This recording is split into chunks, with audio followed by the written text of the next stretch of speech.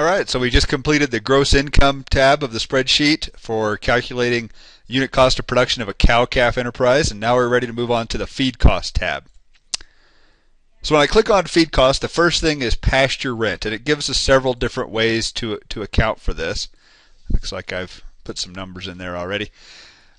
Take those out and we'll start fresh. So if we look at our ranch description, if we scroll down here past cash sales and feed cost, it tells us here in 2010 the ranch turned out on deeded and state lease land April 15th and grazes through those upland pastures until December 15th.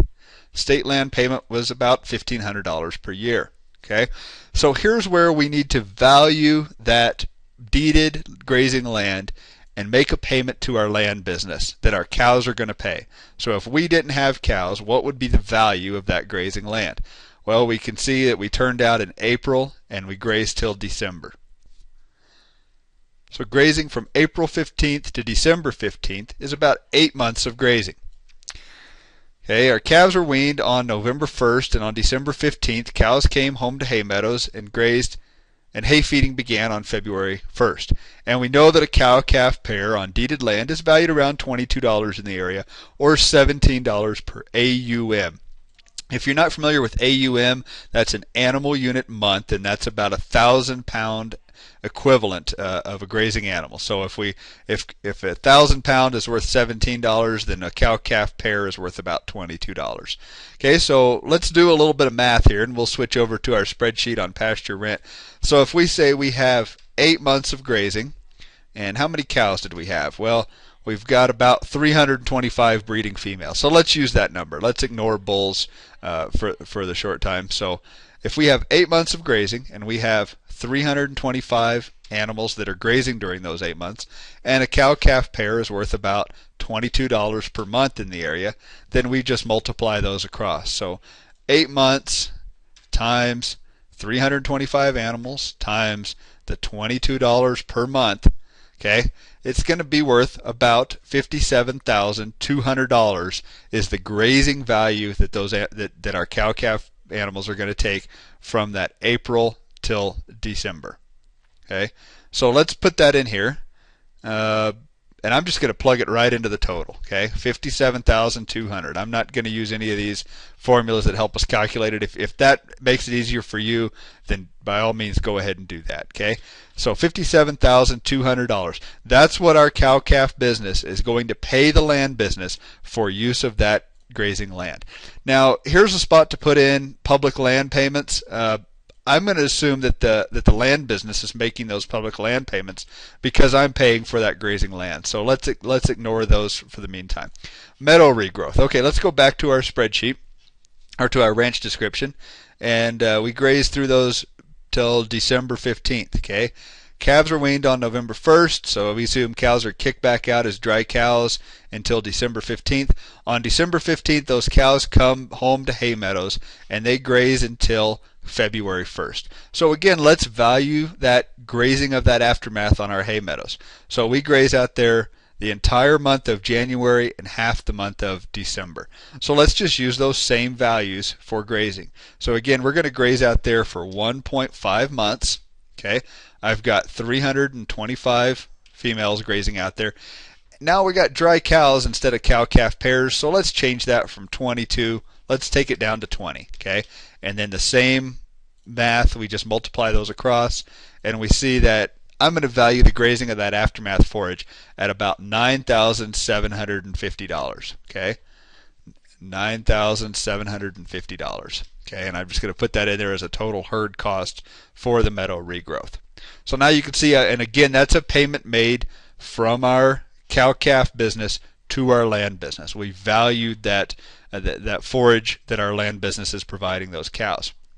Pasture maintenance cost, again, I'm going to assume the land business is going to maintain those pastures. If we're paying for the right to graze those, the land business is going to cover those. So I'm going to keep that at 0. And hay feeding. Okay, now we're ready to get into hay. So let's go back to our ranch description. Okay, the cow herd used 300 and pasture maintenance cost for cows of $1,500. Again, I'm going to ignore that one. Assume the land business is paying that. A rule of thumb on these types of expenditures is count everything once, but don't count it twice. So if you can say, hey, that's accounted for in the land business, here it is, this is where that's covered, then that's good. If you're counting it twice, if you're paying for it out of the land business and then you're charging the cows for it again, then we're double accounting and we've got a problem. Okay, if it's not counted anywhere, then we've also got a problem. So that's a good rule of thumb to use to check yourself on how you handle your expenses.